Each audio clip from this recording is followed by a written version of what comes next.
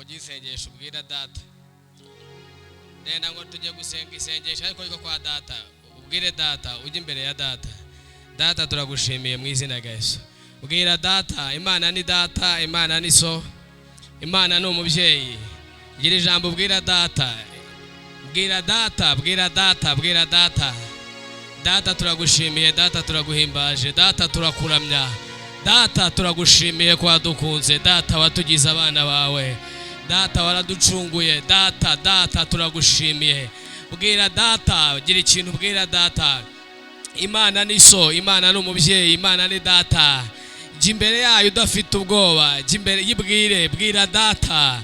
Data turi imbere yawe, data, haleluya. Mando seke boriandosia, da peke le amangose de baya kotaya. O da benetekere bozia, da mekata ya rema zondekaya. Data mekosie bandala tosea makotaya. Data turabana bawe, turifuza guhazwa nawe, turifuza imbabazi zawe. Turakira ubuntu bwawe data, turakira imbabazi zawe. Bwira data, gira ikintu bwira data. Data turagushimiye data. Yesu warakoze kudupfira, turagukunda ko wadupfiriye.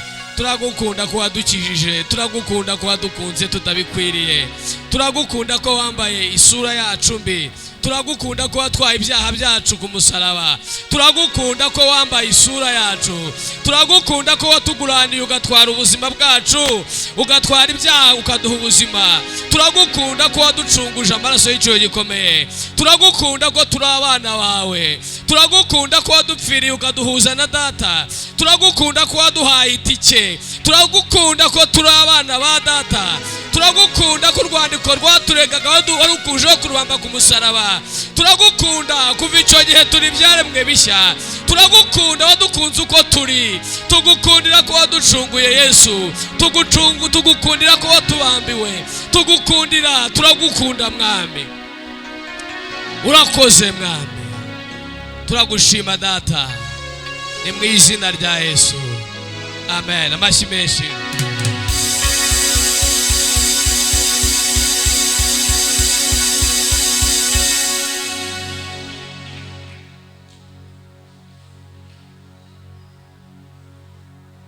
Amen. Haleluya. Nanjye ndabashuje mu izina rya Yesu. Nongeye gucishwa bugufi nuko ndi imbere yanyu, imbere y'abashumba. Imana umugisha mwinshi kunyemerera ndetse n'ubuyobozi bw'itorero. Mu mpera amashyi Pastor Domir utari hano ndetse n'abantu basenga n'abasengera hano muri ofisi ye. Imana umugisha mwinshi. Mumbere mashyi menshi komite y'umuryango abayobozi b'umuryango barimo Pastor Oliver ndetse n'abagenzi be. Muha amashyi menshi.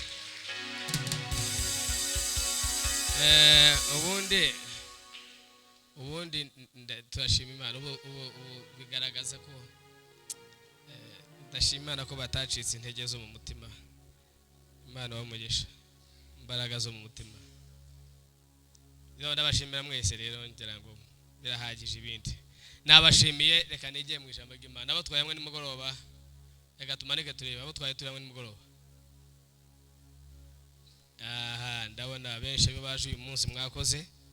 Ariko ibyo twavuze nimugoroba ntago mbisubiramo, mwihangane. Ndagira ngo twihute. Ndashimira Imana. Amen. Hallelujah. Hallelujah. Hallelujah. Twongere hallelujah. Nenda ngo dusome ibyanditswe mbisome mbirekeraho.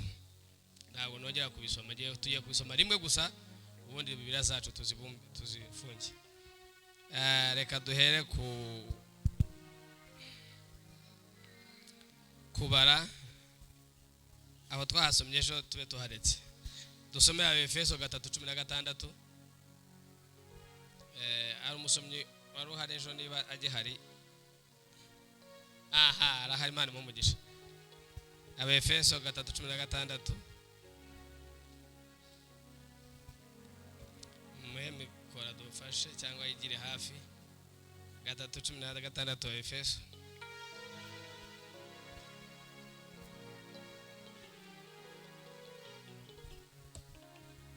Yes.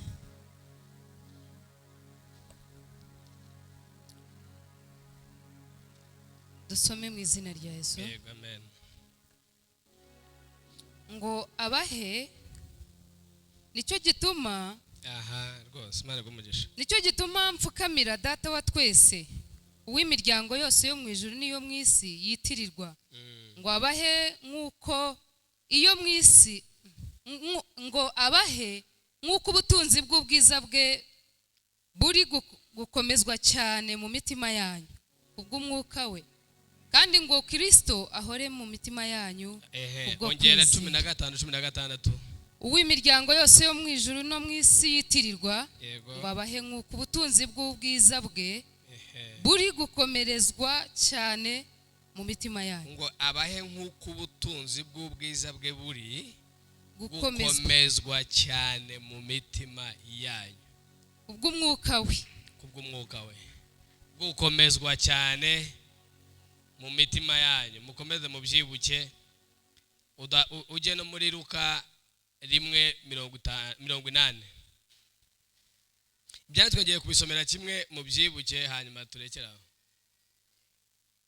Ako kantu twasomye mukibuke, gukomezwa mu mitima yanyu. dusome mu izina rya Yesu. Yego. Uwo mwana arakura, Uwo mwana yakura, agwiza imbaraga z'umutima, agwiza imbaraga z'umutima, aguma mu butayu aguma mu butayu kugeza umunsi yerekewemo Abisiraheli. Uwo mwana arakura, agwiza imbaraga z'umutima, ariko aguma he? Mu butayu. Yosuwa 1:9. Tuyabisomera kimwe byose ubundi twige.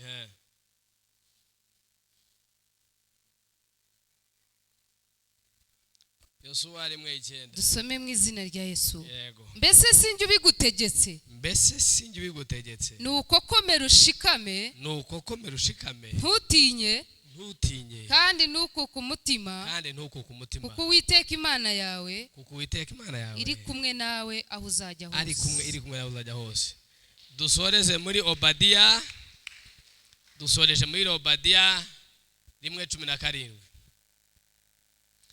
Ninza kwigisha nshobora kutabigarukaho, ubwo ndamubyandike mu bisome, nshobora gukomeza simbigaruke mu byo byanditswe, nzajya mbivuga gusa, niyo mpabivuze kugira ngo tugire. Obadiya 1:17.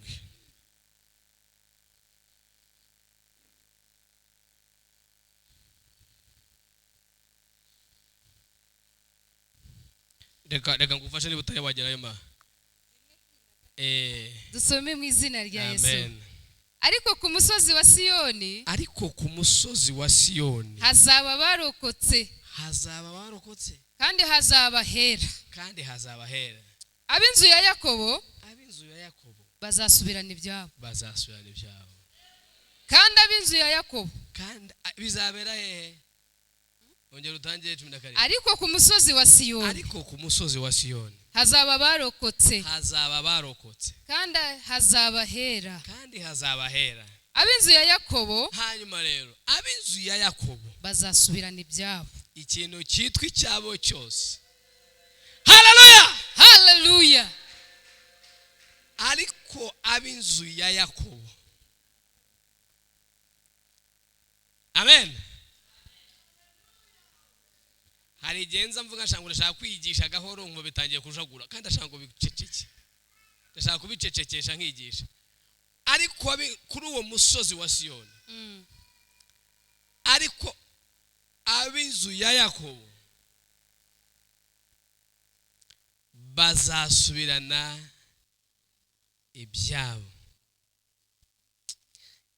Bibiliya z'ikinyarwanda, niba ari ikinyarwanda bagiye basobanura, nkabona wa mukozi w'Imana yarasabye imbabazi, iz'icyongereza ziravuga ngo kuri Siyoni ngo hazaba deliverance, abantu bazabohoka kuri uwo musozi ahera h'Imana, ngo bazinjira ahera ariko bazahabohokera. Nibarangiza kuhabohokera, abayakobo batangiye gusubizwa ibyabo.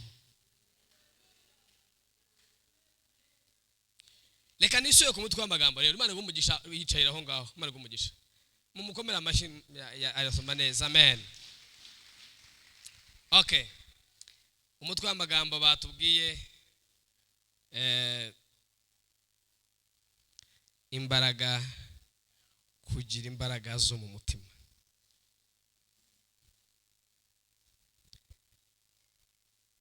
Nimwe mwabimbwiye, reka mbibabwire. Imbaraga zo mu mutima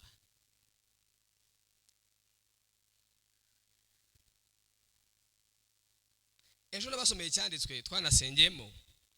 Dawidi yaravuze ngo Mana ukura umutima wanjye mu nzu y'imbohe kugira ngo nkuramye. Twasomye ngo Yohana amaze kuvuka Imana iragenda imushyira mu butayu ngo agwize imbaraga zo mu mutima, ariko aguma mu butayu. Birambwira ngo kugeza igihe yerekewe Abisiraheli. Ayo ariko naho tutasomye dini hari cyane twe navuze ngo turare, ariko reka tukireke kubara. Batubwiye cya cyanditswe kubara 16 14 kuva kuri 6 kujya ku 9. Mose atuma Kalebu Abayisiraheli 12. Mose abatuma gutata. Abatumye gutata 9 bazana inkuru nziza, na 2 bazana inkuru, 10 bazana inkuru icamugongo. Babati igihugu ni cyiza twakibonye turabyemera, ariko twabonye abanaki papa n'ibindi byinshi. Ariko 2 Kalebu na Yoshua ngo bashishimura imyambaro yabo.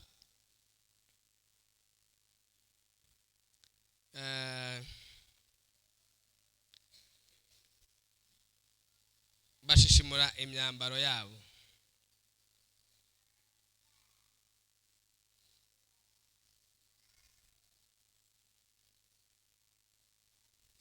Bashishimura imyambaro yabo. Ariko umva ikintu ushaka kubwira. Batari bajya aho hantu Mose ajya kubatuma bari bariye. Ajya kubatuma ngo bajye kureba Kanani. Yabatumaga bajya gutata bajya bavaye.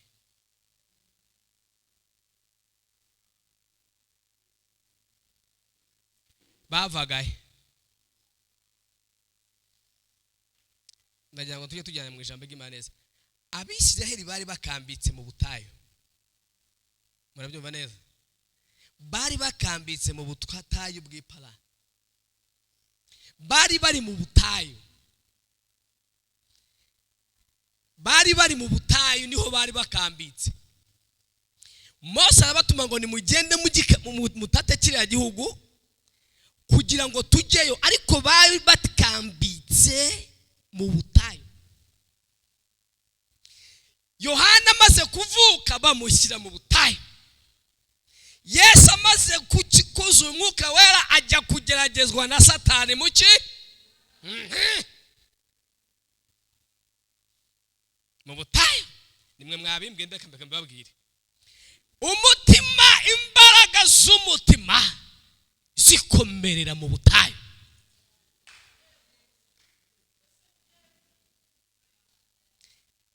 Yesu amaze kuzura umwuka, Imana yambwiye ngo Yesu mbere y'uko genda usange umwarimu wanjye witwa ubutayu. Aho uzasenga nshobora kutakumva muhungu wanjye, ushobora kurira sinkumve muhungu wanjye, ariko uraba wakira imbaraga z'umutima. Yohana ajya mu butayu, birambwira ngo agwize imbaraga z'umutima, ariko aguma mu butayu.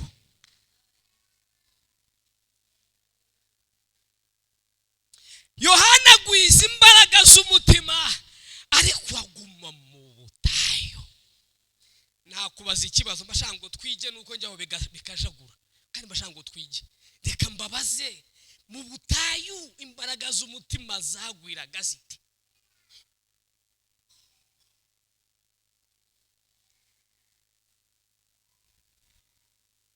ariko yari mu butayu.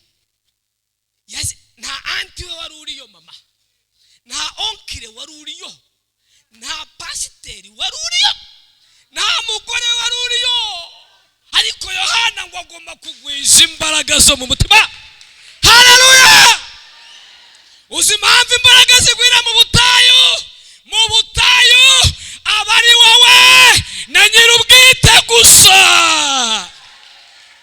Mu butayu aba ari wowe na nyir'ubwite. Antatumva angwa adahari, umugabo yagiye, umugore yagiye, abana badahari, nyir'ubwite mukavugana. Kandi icyo gihe nta nyir'ubwite abagwiza imbaraga, aragupompa ukarya ibyo kurya bye, akagusura. Uri mu butayu, aho niho imbaraga zizamukira. Ubutayu bwose nta shitani bubamo.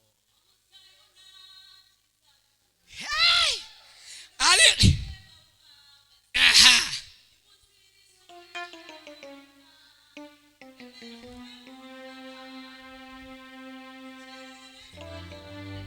Hallelujah!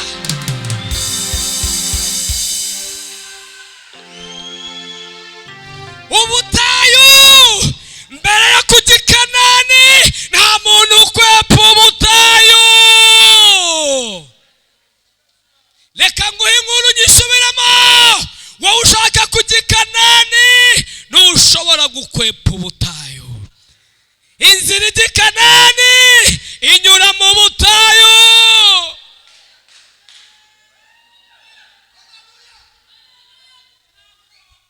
Ntushobora.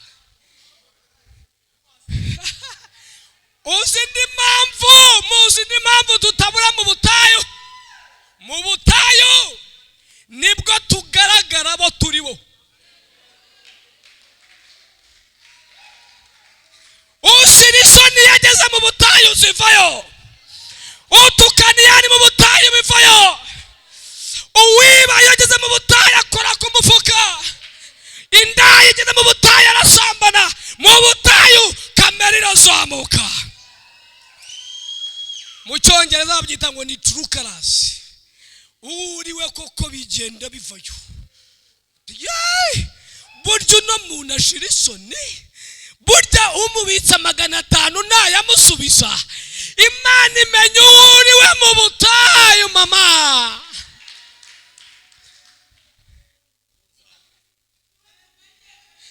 Mu butayu niwo umuntu amenyekanira.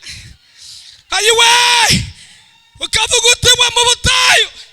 Ikibani ikorera mu butayu cya kindi kivuye. Imana ivuga ati wabonye ko washaka isoni, ntabwo uri bujye hari ukizishira, urabanza uzishira mu butayu. Imana ikakubwira iti ndakurahiye nuva turatandukana uretse gushira isoni.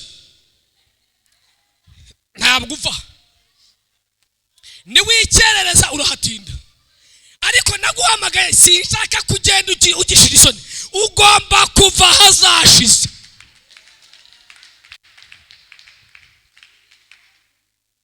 Ntabwo uva. Imbaraga z'umutima zirabonekera.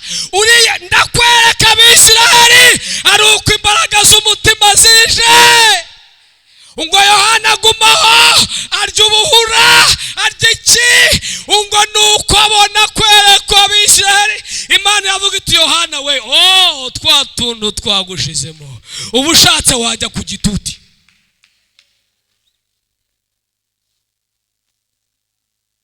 Imbaraga z'umutima. Hari umudamu yarashatse, yamaze iminsi asenga, Imana imunyuza mu butayu, abona fiance. Agezeyo nyirabukora amubwira ati rero hano ntabwo abashaka iwacu babyara. Umudamu araseka ati ntabwo babyara. Mabukwe nubaha, njyewe abiwacu aho mvuye turabyara. Niba abana bawe batabyara, njyewe abashatse barabyara. aho mvuye banyohereje bambwira ko nta kimbuza. ubwo rero wowe ibyawe bya kera, njyewe mvuye mu butayu bambwiye ko mbyara. ubutayu niho ingeso zigaragarira. bano b'Isirayeli kwivovota kw'abantu 10 kwabonekeye mu butayu. Imana yohereza 12 ati nimugende. baragenda baratata ngo 10 rizana inkuru. Mose aravuga ati Imana ituhumura Mose, nari mbizi. araje ati kubera bano 10 rero Mose ntubibona nawe abangaba 10 urabona twakomezanya se? Oya ntabwo tugendana. abantu turi bujyane naye babiri Kalebu na Yosuwa, ariko kubera ko bafite undi mutima.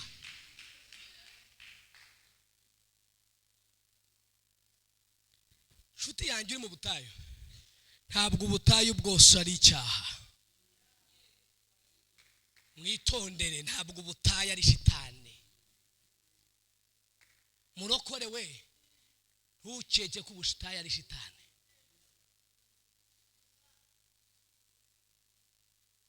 Sinzi ibyo unyuramo, ariko ntugire ngo byose ni shitani.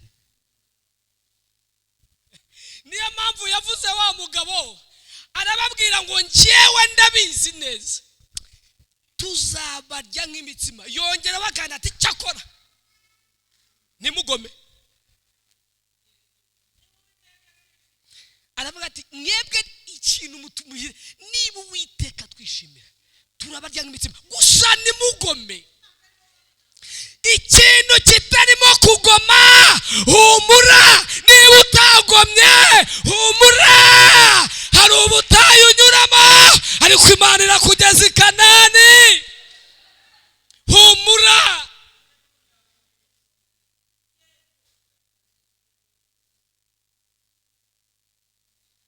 Bibiliya ndayikunda, iravuga muri Yesaya ngo nategereje Uwiteka nihanganye. urumva birambwira ngo ariko ni kangahe ngo umuntu ansomeye twumve. nategereje Uwiteka ni Yesaya 40.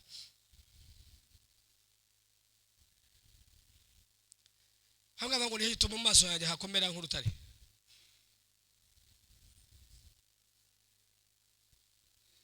ni Yesaya 40.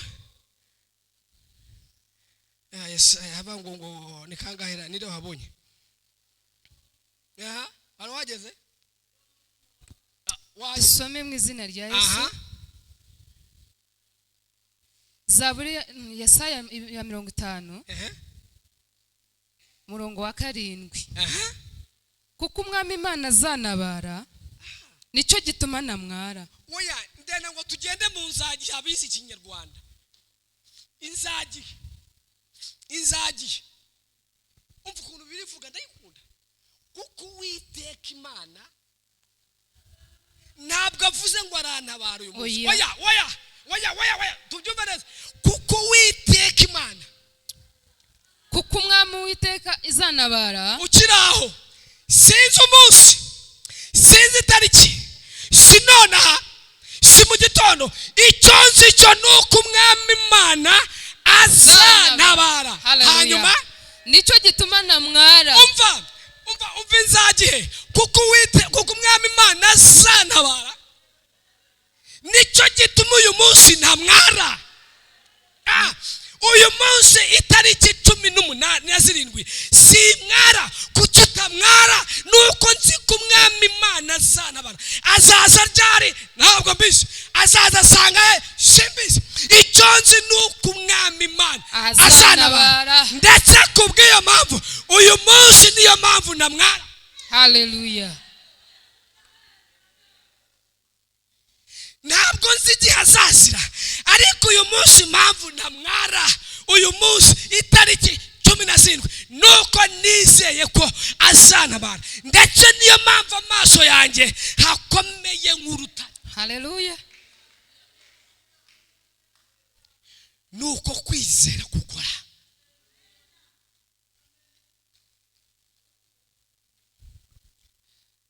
Amen. Yicaye inshuti Imana igumugisha. Nababwira ngo gukomera k'umutima ntabwo kuzanwa n'ifiriti nyinshi, kuzira mu butayu. Gukomera k'umutima ntabwo kuzanwa n'amafaranga wahembwe, kuzanwa n'ubutayu. Ndabizi ibyo ndabivuga. Sorry? Aha. Aha.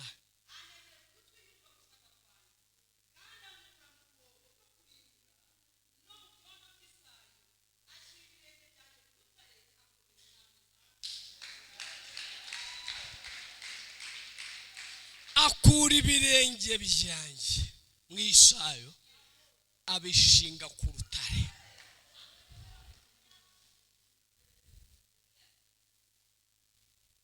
Umuntu nagusuzugura ngo ni mu butayu, uzamuseke wicecekere, ntabyo azi we. Ubutayu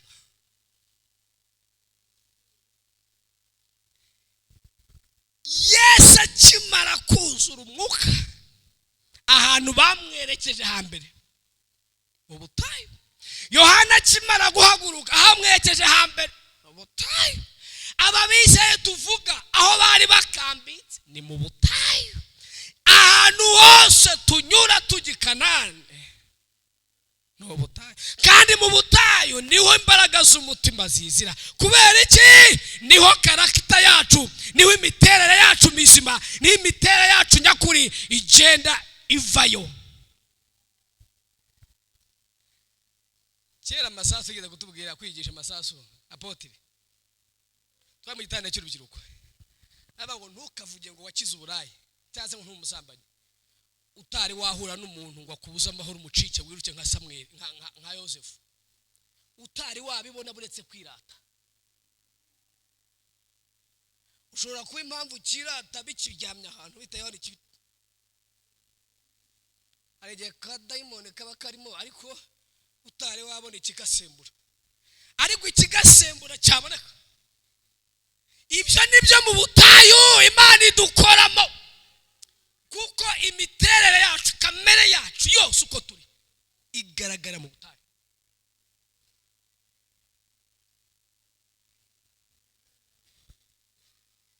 Reka mbabwire rero imbaraga z'umutima ziza zite mu butayu. Yohana yakoraga iki? Nabwe ngo mu gihe cy'ubutayu onkire wawe adahari, anta adahari, ni wowe n'Imana yawe. Ugera mu gihe wikinjana mu cyumba, utuye umunsi ninjye nawe gusa. Oh, ninjye nawe. Okay. Mu butayu umuntu arikingirana agasigara nawe n'Imana gusa. Aho niho muganirira. Aho niho muganirira. Ese none ahangaha imbaraga zo mu butayu nako imbaraga zo mu mutima zizamuka zite? Ibyo tuvuga ziza zite bene data? Turavuga imbaraga zo mu mutima, ariko ziza zite? Imbaraga zo mu mutima uyu munsi, niba ushaka kugira imbaraga zo mu mutima, reka nzibamubwire ibanga. Icyambere gusenga.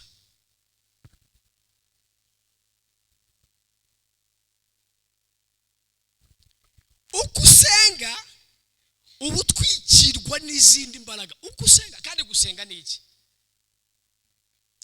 Ariko Imana ifashe tubyumve neza.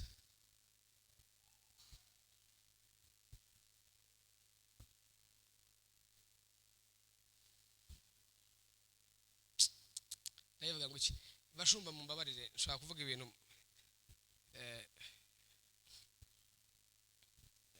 basajya imbabazi kujya ngiye kuvuga, kuko sindi ubereke kubivuga. hari ukuntu dusenga kutagaragaza ubusabane n'Imana. Dusenga nabwiye ngo reka dusenge tubwire Imana ngo Mana uri data. Reka mabwire murokore. Agakiza kugira ngo katworohere ni ukumenya ko Imana ari data. Bibiliya yambwira mu Baheburayo 14:6 ngo nuko twegera intebe y'ubuntu tudatinya. Gusenga nshaka kubabwira niki? Gusenga mvuga ni ugusenga k'ubusabane na data, si ugusenga ko gusaba. Tujya imbere y'Imana kenshi isengesho dusenga ari ugusaba. Mana ndarwaye n'abana bajya gutega Mana ubuzangezaye. Gusenga k'ubusabane na data ni ukumushimira ko ari data. Ukajya imbere kuvuga ngo ndakuramya data uri data. Sindashaka ari kuri data. Sindabona umwana ari kuri Imana. Sindabona akazi uri Imana. Ndagushimira uri Imana. Ukaramya Imana. Ninde muntu ufite umwana iyo atamuhaye umuneke ntamusuhuze? Umwana wawe agusuhuza waba utanye amafaranga waba utayazanye. Umwana ariko Imana twayigize nka machine. Muzi ATM ujya kuri banka ugacoka chama ikarita ni muri banga imashini igaruka amafaranga. Imana twayigize nka ATM iruka imigisha. No, Imana ni Imana. Iyo igiye imbere yayo nk'imashini itanga ibyo ushaka, ntabwo ugira ubusabane n'Imana. Banza wemere ko Imana ari data ujye kuyiramya. Barokore twige gusenga nk'abana b'Imana, tureke gusenga nka beggars, abasabirizi. Ubwo nibwo busabane n'Imana.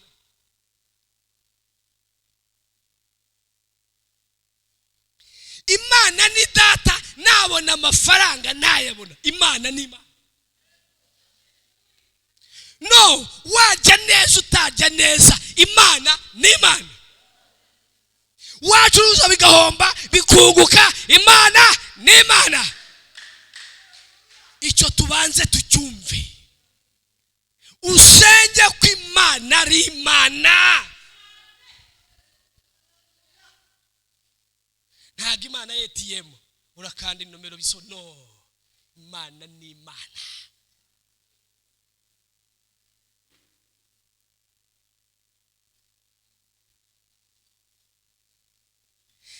Umwanditsi yavuga ngo dusenga tuvuga ngo abadata. Abadata bivuga daddy, data, abadata, data.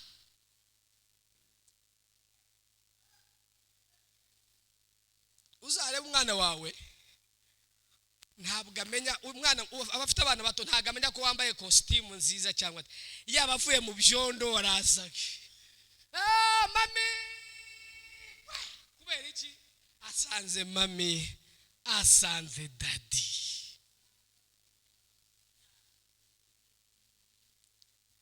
Daddy we uyu munsi nananiwe ariko nje ngusubizemo imbaraga, nta handi najya urabizi. Birambwira ngo Uwiteka n'umwungere wanjye sinzakena, anjyamisha mu cyanya cy'ubwatsi bubisi, anjyana iruhande rw'amazi adasuma, asubiza intege mu bugingo bwanjye. Gushiramo intege kwawe n'ibya kimuntu nuko uri umuntu. Ahasubizwamo intege ni imbere ya data. Usubiza intege mu bugingo bwanjye. Dati we uyu munsi bwakeye nta kabaraga, subiza intege mu bugingo. Nigeze kubura ibintu kandi navuye ibintu muzajya mubyeditinga. Video sinyikunda rwose. Ama video sinyakunda mujye mubyeditinga.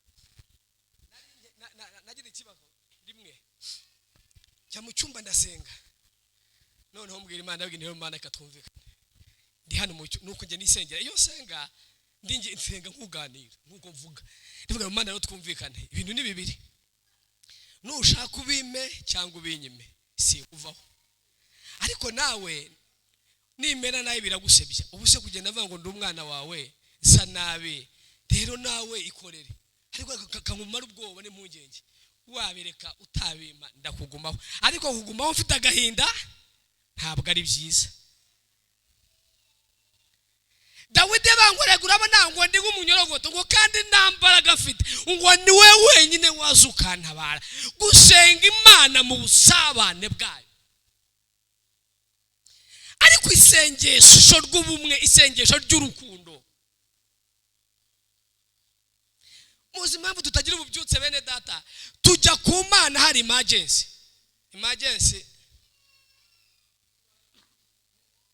ikubagaho. Imana habaye ikintu gikomeye, tabara we adapfa Mana we taba. Imana ikakumva ikabikora, ariko iryo si isengesho rizana ububyutse. Isengesho ry'ububyutse ni isengesho ry'ubusabane n'ubusabane. Uwiteka Mana, urugo rwanjye rwagira ibibazo utagira ibibazo, ruri mu biganza byawe. Urugo rwanjye urabizi ntabwo narushobora Mana, ni we nduhaye. Uriya mugabo Mana ntabwo namubasha, ni we muha. So Imana ukayereka ko idahari ntacyo washobora. Ibyo byongera imbaraga z'umutima. Bimara iki? Imana iraza ikakwambara, imbaraga zikakwambara.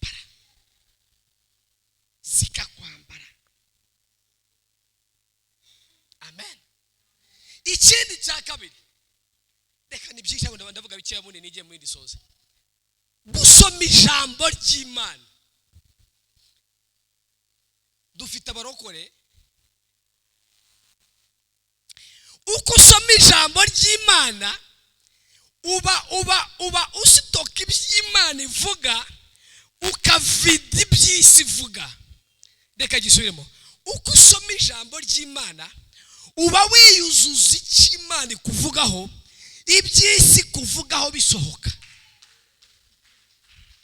Reka nongeye nyivuge, uko usoma ijambo ry'Imana uba wiyuzuzamo amakuru y'ijuru, amakuru y'Imana kuvugaho, iby'isi kuvugaho, iby'imiryango kuvugaho bikaba bisohoka. Bene data, ikintu kitwica. Ejo narabwiye ngo dufite amatwi abiri, dufite amajwi abiri, amajwi y'uko bigiye gutsinda cyangwa amajwi y'ubwoba, amajwi y'ubwoba cyangwa amajwi y'intsinzi yo kwizera. Buri jwi rimwe ritsinda irindi. Ibyo twinjije mu buzima bwacu bigabanya imbaraga z'umutima. Hari umurokore ubu ngubu uzi amakuru ya Iran na Amerika, barashe igisasu imwe iragifata iragikwepa. Ubusuwisi bwaje, hanyuma uyu munsi abashinwa nabo babandikiye, ariko umurokore ntamenye icyo Zaburi muvugaho, ntamenye icyo isezerano ry'Imana rivuga. Imbaraga z'umutima zirava.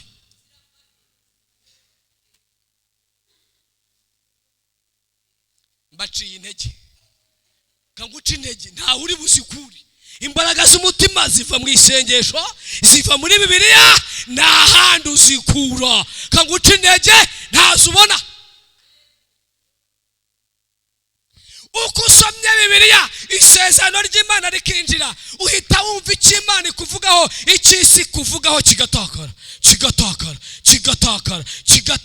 Naho napfa ntabwo nzapfa, nzarama. Ntabwo nzapfa, nzarama. Ntabwo ndi umukene, ndi umukire, ndi umutwe, ntabwo ndi umurizo, ndi uw'imbere, si ndi uw'inyuma, kubera ko hari icyo Imana yakuvuzeho. Abayahudi n'Abisiraheli, umwana wabo ageze imyaka 3 bamusomera gutegekwa kwa 2:28. Uri umugisha, uri umutwe, ntabwo uri umurizo, uzaba imbere ntuzaba inyuma. Akanda kagakura kwa imyaka 3 kavuga iby'Imana ikavugaho, ndi umutwe sha, ntabwo ndi umurizo, nzatsinda mwe. Umwana agakura, niyo mpamvu uzasanga ahantu mu Isiraheli wese ari afite intsinzi. Kubera iki? Icyo yatuza akanwa kiramurema. Yavutse avuga ngo nzabikora, yavutse avuga ngo sinzatsindwa, yavutse avuga ngo sinzananirwa. Izo nizo mbaraga zo mu mutima.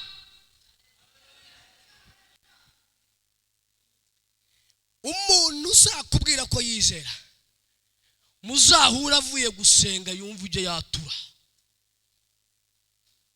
reka ngisubiremo ikintu twizera tukibwirwa n'ibyo tuvuga kangasubiremo ibyo uvuga nibyo bigaragaza ibyo wizera usanga umuntu avuye mu masengesho tubimeze bite wayayay ibiciro byazamutse essence yazamutse ariko isezerano ry'Imana ntabwo gukora kw'Imana guhera muri Trump ntabwo gukora kw'Imana guhera muri Iran ntabwo imbaraga z'Imana ziri muri Amerika imbaraga z'Imana birambwese ngo nzaguha ubutunzi buhishe mu mwijima ariko abarokore ba papye twashize ibiciro byazamutse ariko tuzakomera dukora iby'ubutwari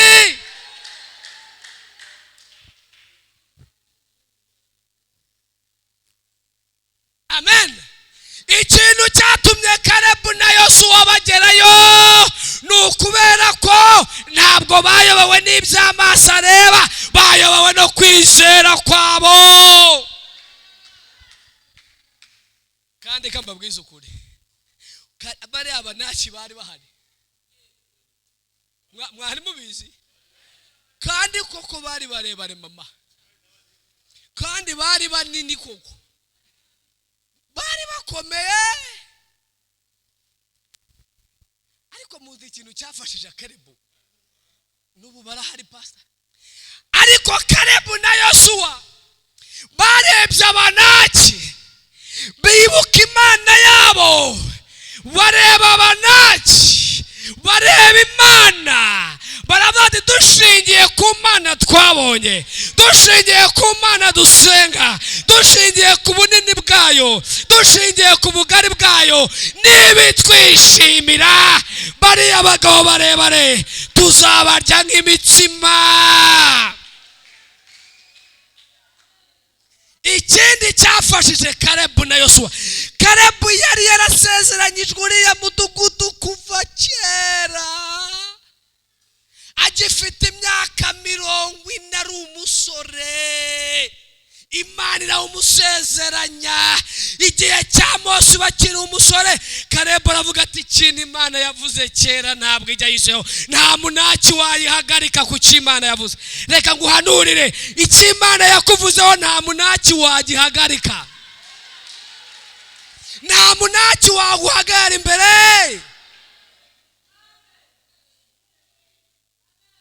ubwo Pawulo ava i Roma Imana yamubwiye ngo uzatunguka imbere ya Kayisari niba Kayisari ageze mu nzira inzoka iramurya bajya ku kirwa cyitwa Merita incirira murya arangije ngo aragikungumura kubera iki Imana yatumye Pawulo inzoka imuririye mu nzira hagati ya Pawulo ni hagati y'Imana n'inzoka ni ikihe kintu gikomeye Imana yagutuma ahantu inzoka ikakubuza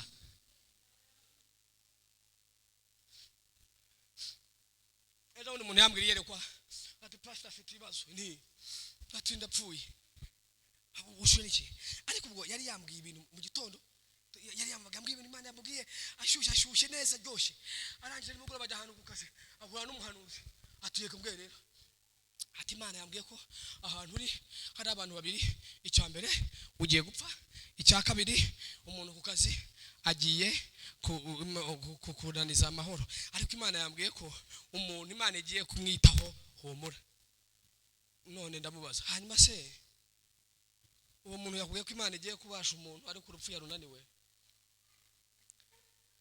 Imana imubwiye ko igiye guhangana n'uwo muntu ariko iby'urupfu ntiyabivuze so ubwo Imana yamutumye ko yatinya urupfu hanyuma uwo yabasha n'umuntu upfa amahoro icyo mbasha n'uyu muntu ariko urupfu navuga muroko inimbe subundi uri kintu wambwiye mu gitondo ati ndabyibuka kubivuguruje atayiwe ndavuga Imana mu gitondo yakubwiye iby'umunsi wose ijambo Imana yakubwiye mu gitondo nta muhanuzi urivuguruza wowe Imana yaguhaye insinzi mu gitondo none umuntu akubwiye ubwo urapfuye none atayiwe uziko ntabyibukaga ni naho uhera rero cya wibuka ibyo Imana yakubwiye kuruta ibyo abantu bakubwiye Imana imana ivugana nawe niba imbaraga z'umutima tuzivanahe. Erega Bibiliya y'ikinyarwanda yanyu yacu nako nanjye ndimo igira ubundi imbaraga z'umutima icyo birivuga mu cyongereza bavuga ngo ni imbaraga z'umwuka, n'ugukomezwa k'umwuka, n'ugukomezwa mu mwuka, ni imbaraga zo mu mwuka, n'ukwambara undi mwuka, n'ukwambara izindi mbaraga ariko z'imbere, ni imbaraga ariko z'imbere abantu batabona. Muzi impamvu zikenewe? Reka mbaho urugero. Dufite abantu twese, hafi ya twese turyoshye inyuma ariko imbere imvune zo mu mutima. I Kigali aho mvuye, aho mba, n'abantu benshi ingo zirasenyuka, umugore n'umugabo bakansezerana bati rero twebwe ntabwo tuziteza abantu, ariko iyo tuzakora ikiriya cyumba nicyo cyawe, iki nicyo cyanjye, ufite urufunguzo rw'inzu yacu nanjye mfite urwanjye. Hari ikindi, mu gitondo bagasohoka mu majipe ukababona inyuma bashashagirana amajipe, umugore afite ijipe, umugabo afite ijipe, ariko ibyumba ni bibiri. Ati ntabwo tuziteza abantu dutandukana, ariko tugiye gutandukanira, ariko inyuma meze neza, ariko imbere imvune y'umutima yashi. Dufite abantu bashize imbere, turimo gupfira imbere. Niyo mpamvu dukeneye imbaraga z'umutima, imbaraga zihera imbere zidahera inyuma. Bene data, Imana iduha imbaraga z'imbere, iz'inyuma nizo kwishushanya. Ngo imfura ishinjagira, mubivuga ngo iki?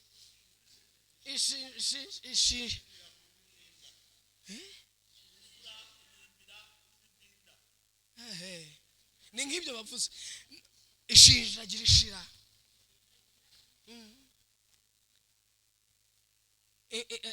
Dufite ubuzima bw'ubupfura, turapfa. Umudamu arara mu rugo bakaramukubita akavuga ati ni amahoro, akaza kuramya yashize imvune yo mu mutima.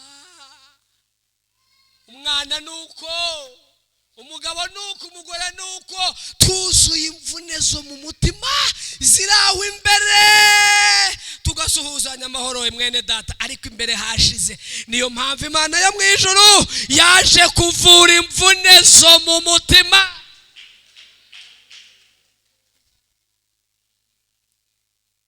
Imvune zo mu mutima.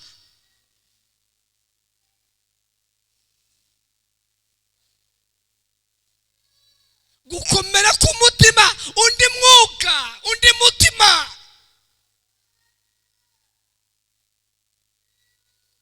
Urabona buze umuntu afite imbaraga, imodoka itavuga. Reka mbaho urugero, ndenda gusoma icyazwe kimwe nkasoza, ariko bade kumgana igihe cyane. Umugabo umwe bamusanze muri Borodire hari i Kigali ku Muhima, bamusanze ahantu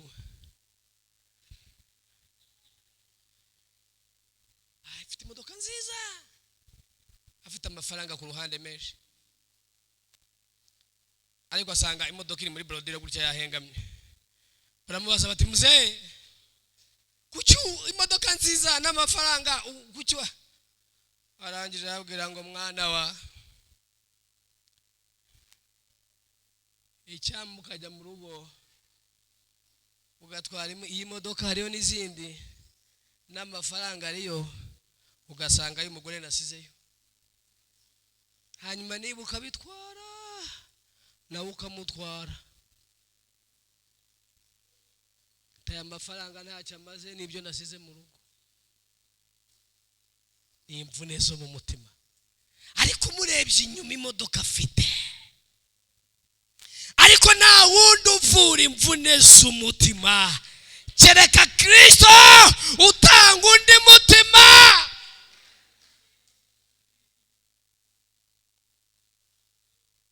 Amen, amen. Haleluya, haleluya, haleluya, haleluya.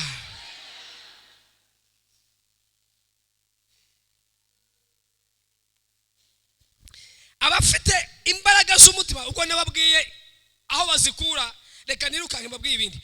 Imbaraga zo mu mutima abantu bazifite ubagirwa n'iki? Babona ibisubizo aho abandi babona ibibazo. Reka mbabwire,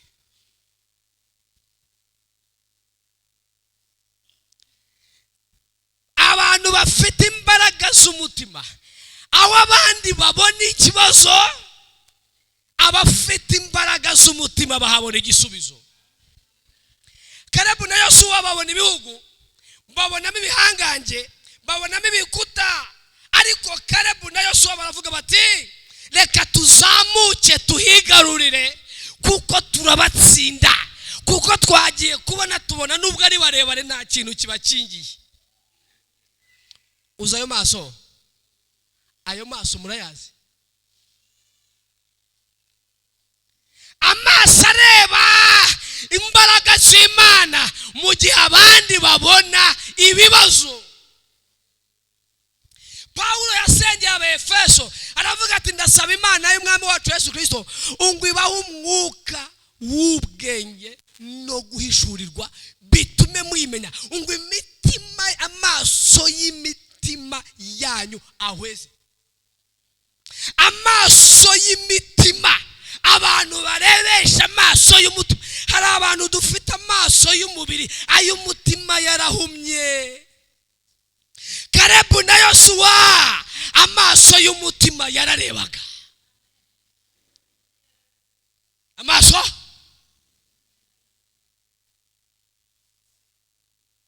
Kalebu na Yosuwa amaso y'umutima yararebaga. Aba bandi amaso y'umutima yari yarahumye barebesha amaso y'umubiri. Iyo amaso y'umutima yahumye ureba umunaki ntabwo ureba Imana. Amen.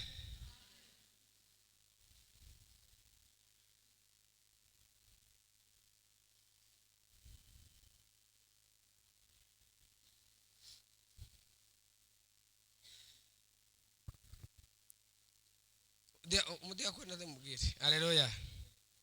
Amen. Amen. Haleluya. Amen.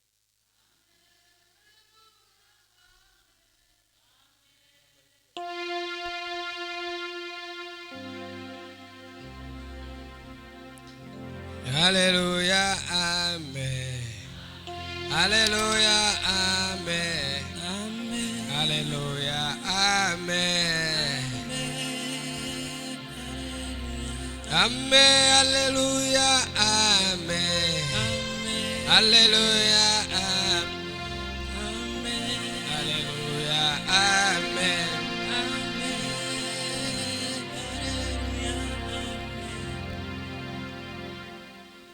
Icya kabiri, amaso abantu bafite imbaraga z'umutima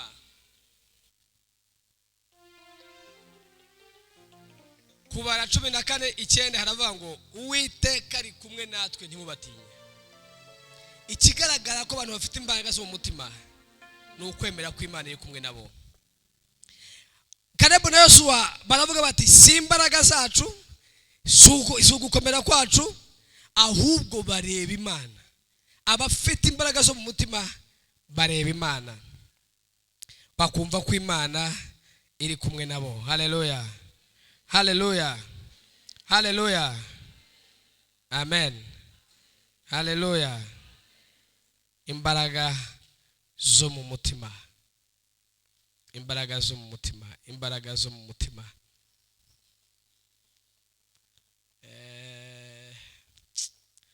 Ntabwo imbaraga zo mu mutima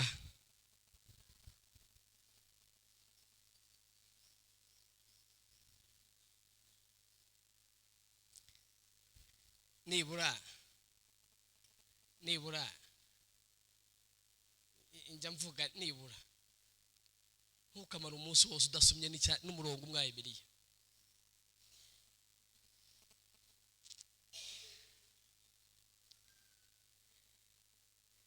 ibintu byose dushakisha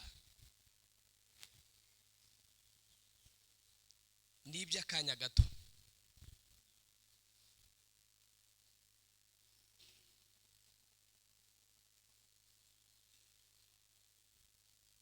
Ibintu byose dushakisha ni iby'akanya gato,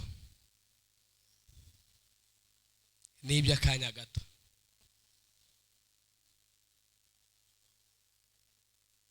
Ariko ijambo ry'Imana wari wabona, reka mbaho urugero, ndenda ngo twige gake, reka mbaho urugero. Mwari mwabona nk'abari vurande bakora deliverance, ukabona umuntu basengeye araguye, ejo baragarutse wa wundi araguye, ejo bundi haje umushyitsi haguye wa wundi, mu kwezi gukurikira haje umushyitsi haguye wa wundi. Muzi impamvu?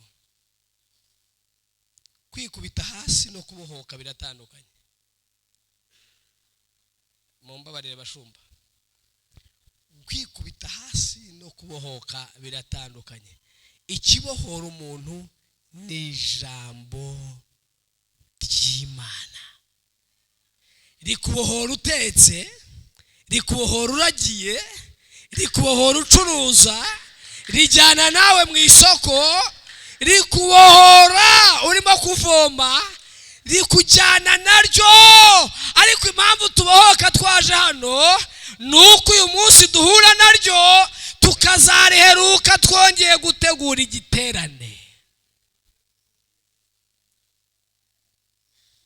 Imbaraga zo mu mutima ntazihari,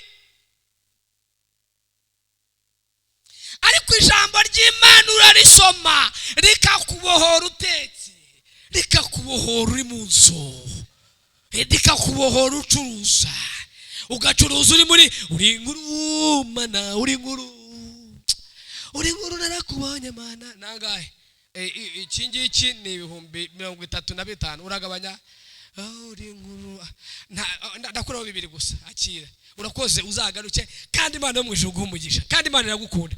Uri inkuru mana. Kera shangazi ndamukunda, shangazi uriya nambwiye ngo nzahora ndi gatabaniwe.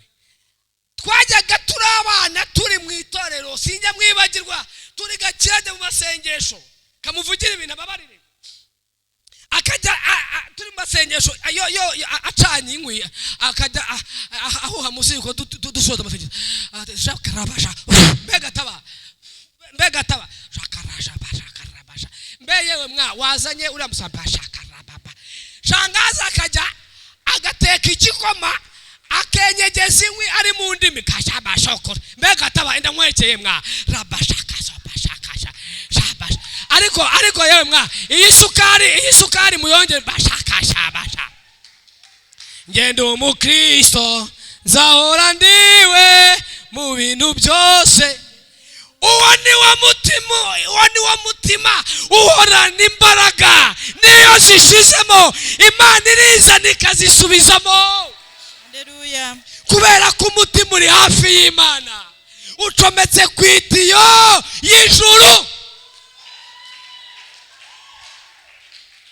Reka mbaho urugero, nta nubwo Imana nta nubwo naho tubona ko dusaba Imana no, biraba ngo usubiza intege mu bugingo bwanjye. Iyo ucometse ku itiyo y'ijuru, ibona imbaraga ikazikontorora, ikagizongera mutari warira, kuko uracometse. Ubushize imodoka dutwara hari ikubwira ngo nyongeramo amavuta, ugenda ureba agapimo, ukareba igipimo, wabona igeze hepfo ukajya kongera kuri essence, ntihari yakubwira ngo njyana.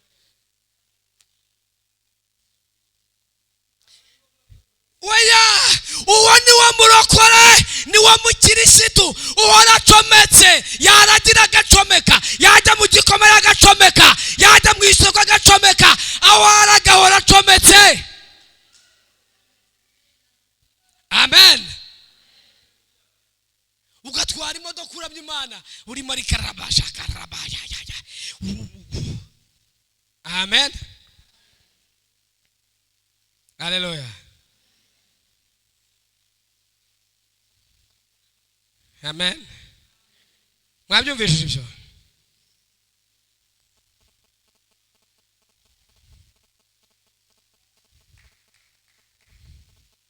Amen.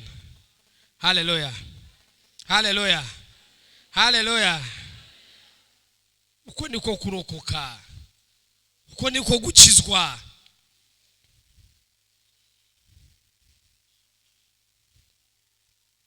Reka nsome kino cyanditswe soze. Hanyuma Imana yo mu ijuru ibahe umugisha.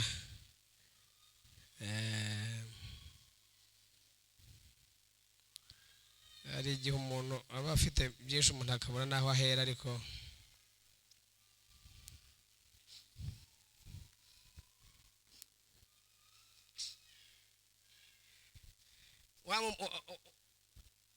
aha urahari ndenda ngusomere kuva 3:16 kuva 3:16 kuva 3:16 kuva 3:16 yego genda uteranye abakuru b'Abisirayeli yego genda uteranye abakuru b'Abisirayeli yego ubabwire uti yego Uwiteka Imana y'abasekuruza banyu Imana ya Abrahamu Imana ya Isaka Imana ya Yakobo yarambonekeye irambwira iti nukuri ndabagendereye mbona ibyo babagirira muri Egiputa ndavuga nti nzakura mu mubabaro wo muri Egiputa nzabakura mu mubabaro wo muri Egiputa mbajyane mu gihugu cy'Abanyakanani n'Abaheti n'Abamori n'Abaferezi n'Abahivi n'Abayebusi igihugu cy'amata n'ubuki 16 genda uteranye abakuru b'Abisirayeli ubabwire uti Uwiteka Imana y'abasekuruza banyu Imana ya Abrahamu Imana ya Isaka Imana ya Yakobo yarambonekeye irambwira iti nukuri ndabagendereye mbona ibyo babagirira muri Egiputa ndavuga nti nzabakura mu mubabaro wo muri Egiputa mbajyane mu gihugu cy'Abanyakanani n'Abaheti n'Abamori n'Abaferezi n'Abahivi n'Abayebusi igihugu cy'amata n'ubuki. Haleluya. Aho niho tugiye gusoreza. Imana igenderera Abisirayeli 3:16 haravuga ngo Imana igenderera Mose, ihura na Mose imuha raporo, wonge uhaguruke tugendane ihangane, wonge rutangire 16 genda uteranye abakuru b'Abisirayeli Imana 15 kandi Imana ibwira Mose iti yego abari kuzabwira Abisirayeli uti yes Uwiteka yego Imana y'abasekuruza banyu Imana ya Abrahamu Imana ya Isaka Imana ya Yakobo yabantumyeho iryo ni ryo zina ryanjye iteka ryose urwo ni rwo rwibutso rwanjye ruzahoraho ibihe byose. Umva nsoreze kuri ubuhanuzi. Imana ibonekera Mose iramubwira ngo Mose genda ubwire ubwoko bwanjye bw'Abisirayeli ubabwire ngo Imana ya Isirayeli Imana ya Yakobo Imana ya Abrahamu yabantumyeho. Ongera komeza. Genda uteranye abakuru b'Abisirayeli ubabwire uti Uwiteka Imana y'abasekuruza banyu Uwiteka Imana y'abasekuruza banyu Imana ya Abrahamu Imana ya Isaka Imana ya Imana ya Yakobo yarambonekeye irambwira iti nukuri ndabagendereye komeza mbona ibyo babagirira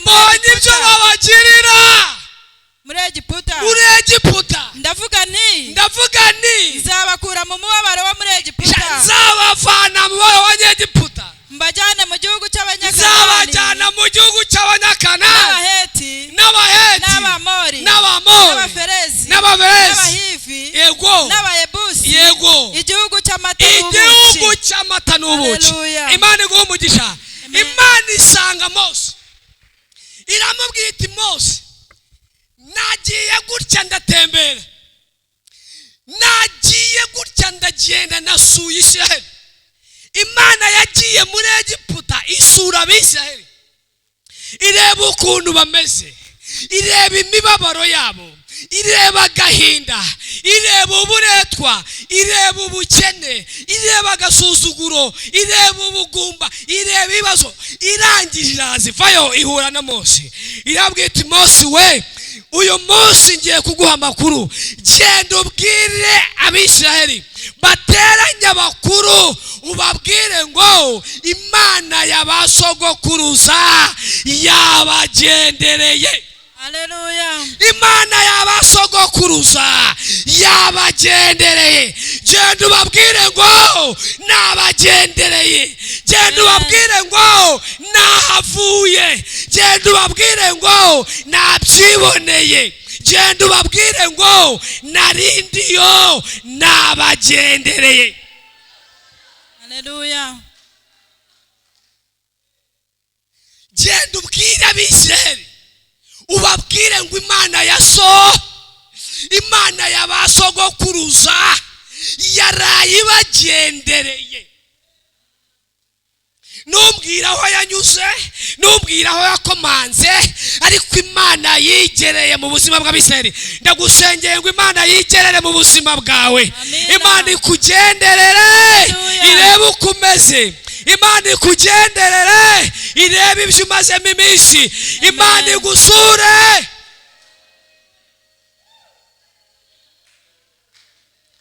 Imana ibwira Mose ngo agende ubateranye ubabwire ngo Imana y'abasogokuruza yabagendereye. Haleluya. Amen. Haleluya. Imana yacu ni Imana igenderera abantu bayo. Amina. Ni Imana ibagenderera Farawo atabizi, ni Imana ibagenderera Farawo asinziriye, ni Imana ibagenderera Farawo areba, ariko dufite Imana isura abantu bayo. Haleluya. Irabwira ngo genda ubabwire ngo noneho ubwo nabibonye ndiyiziye kubakurayo. Genda ubabwire ngo ndaje njyewe nje kubakura mu gihugu cy'uburetwa mbageze i Kanani, mu gihugu cy'amata n'ubuki. Hari igihe Imana ijya yikoreramo, iyaba yatumye byananiye Imana ijya yikoreramo. Ngo Imana irabasura, ibasura batabizi, ibasura nta makuru bafite. Na Mose yabimenye ari uko Imana ivuyeyo. Mwari mubizi? Mose yabimenye ari uko Imana ije. Niyo yabwiye Mose ngo Mose genda ubabwire ko navuyeyo. Nabagendereye, nabonye uko bameze, nabonye uburetwa bwabo, ariko nje kubakura mu gihugu, nje kubakura mu buretwa. Haleluya. Amen. Amen. Ariko kubakuraho hakeneye Kalebu na Yosuwa bafite undi mutima. Imana yiteguye kuvana urugo rwawe mu buretwa, ariko witeguye kuba Kalebu na Yosuwa. Imana yiteguye kubatura urugo rwawe, ariko ikeneye Kalebu, ikeneye Yosuwa, ikeneye Kalebu wawe, ikeneye Yosuwa. Kalebu arakenewe mu itorero, umwuka wa Yosuwa urakenewe kugira ngo twambuke tuve mu buretwa. Ni bande biteguye kuba ba Kalebu?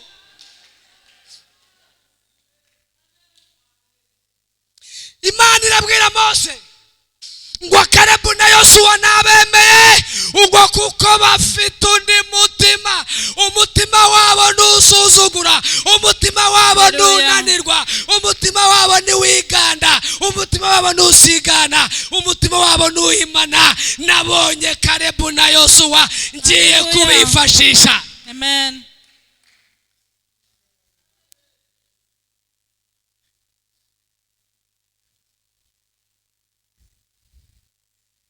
Urashaka urugo rwawe rugera i Kanani, hakenewe umwuka wa Yosuwa na Kalebu. Hakenewe imbaraga z'umutima, hakeneye abantu bafite undi mutima. Mwakire mwambara umwuka wa Kalebu na Yosuwa, mutangire murebe Imana hejuru y'ibigeragezo, mutangire murebe Imana nibitagenda neza, reba Imana nibidakunda, reba Imana nibigorana, reba Imana nibibyoroha, reba Imana. Uwo ni wo mutima Imana ishaka.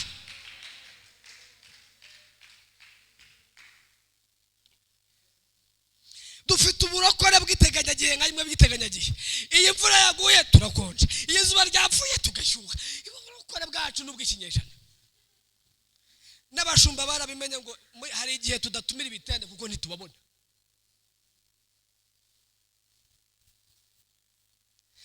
Uwo mutima ntabwo wakwambutsa abantu isi ngo bajye Kanani. Kereka abantu bafite undi mutima, umutima utareba ibihe, ureba ibihe akavuga ngo hari Imana. Imvura yagwa Imana ni Imana, imvura itagwa hari Imana, inka yapfuye hari Imana, inka yabyaye hari Imana. Uwo ni wo mutima. Ibyo ntunze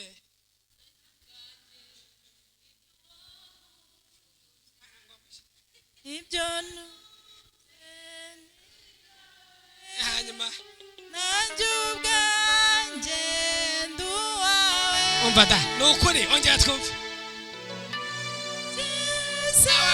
Mwijya kure, mwijijisha. Tangira hambere. Ibyo ongera ahandi hambere.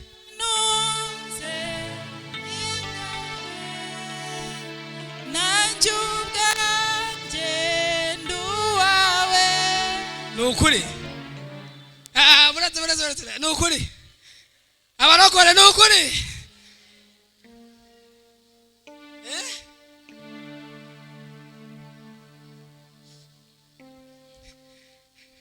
Niyo nakubwira umuntu ni gutaje gusenga ngo inka yanjye yabyaye. Ibyo ni gutaje gusenga inka yabyaye. Ibyo ntunze nanjye ubwanjye nduwawe. Imana utijya gusenga uti inka yabyaye. Ibyo ntunze nanjye ubwanjye. Kalebu na Yosuwa umutima wabo wari uwundi mutima. Imana yibwira Mose ngo ndakurahiye ndakomezanya na Kalebu na Yosuwa kuko bafite undi mutima. Icyongereza haravuga ngo ni umutima ukurikira Imana. Ngo ni umutima ukurikira Imana igihe cyose. Umutima ukurikira Imana, umutima ukurikira Imana, umutima ukurikira Imana, umutima wumva Imana, umutima wumva Imana. Zaburi irambwira ngo mu gicuku ubwo umutima wanjye umuhugura nijoro. Umva Dawidi ati iyo ndyamye sinsinzira, ahubwo mu gicuku umutima wanjye umuhugura nijoro. Uko sinziriye umutima wanjye utangira kumpugura. Bisobanura ngo Mana iyo ndyamye nicyo gihe uba utangiye kumpugura. Iyo niriwe nirukanka nkaryama niwo mwanya wawe wo kumpugura. Dawidi ati niyo masaha yo kumpugura. Umva umutima w'Imana nijoro aho abandi bagona, umutima w'Imana utangira guhugurwa.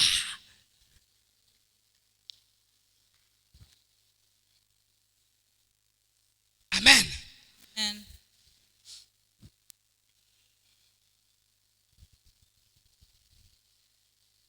Kalebu na Yosuwa baravuga ngo niba Imana itwishimira tuzabarya nk'imitsima.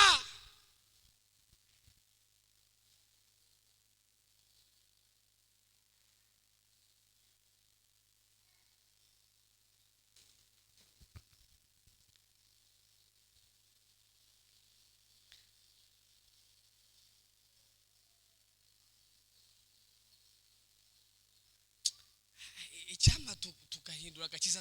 Okay, nanjye kuvuga nabi mwankubita. Ukuntu tuzi Imana n'ukuntu tuyisenga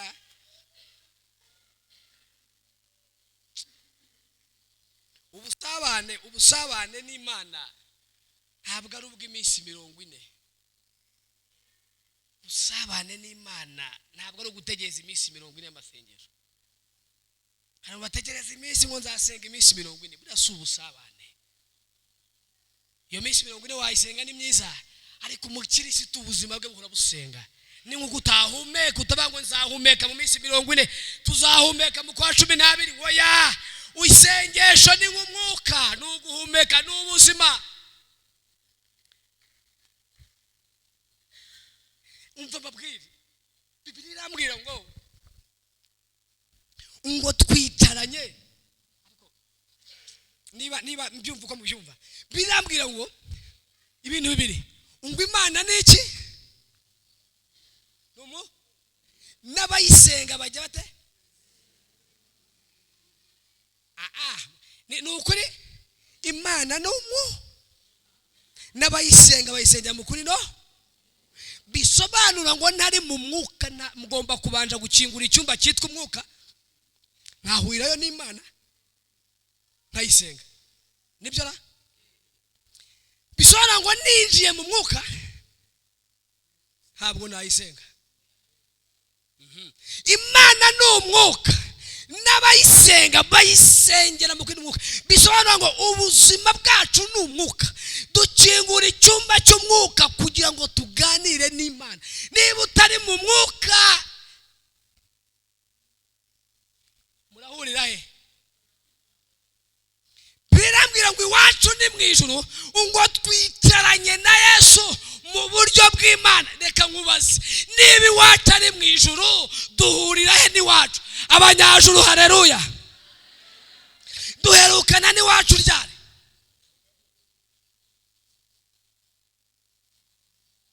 Njyankunda kumva amakuru y'umurwa.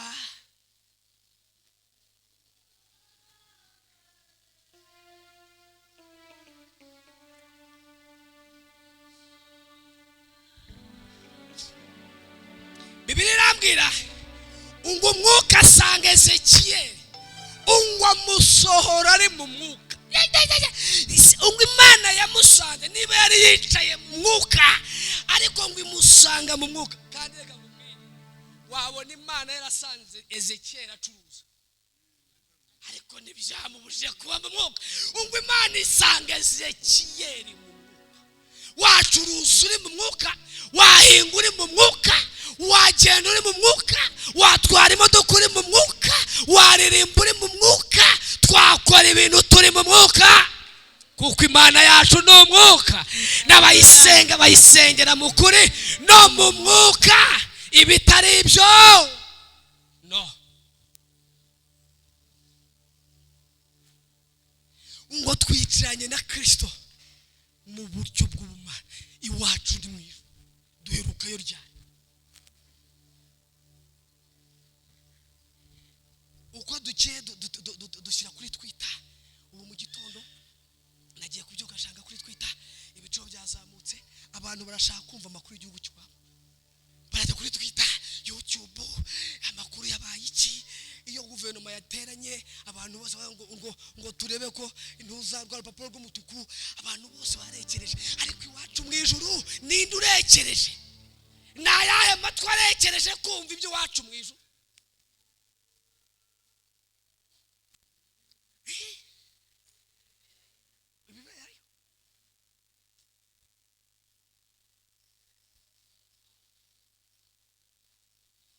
Ubundi agakiza ndikagoye, upfa kuba wamenye ko data ari data, ukicomekana nawe. Ntabwo bikugomba ngo uri umwere se w'Imana. No, iyo uzi impamvu tugorwa no gukizwa, Imana niyo itugira umwere cyane. Petero ngo yagiye kuroba, ngo Yesu amusanga mu bwato. Ngo Yesu Petero avuga ngo mva imbere nyagasani, ngo ndi umunyabyaha. Petero yakoze ikihe cyaha? Uzi impamvu? Uko Yesu yegeraga Petero niko yibonaga ko atakizwe. Uko Yesu akwegera, uko umwegera umenya ko no kudakora ikihe cyaha. Uko wegera Yesu niko ugenda wimenya akakubwira ati humura. Ariko ntabwo ushobora gutungana udatunganyijwe n'amaraso y'umwana w'intama.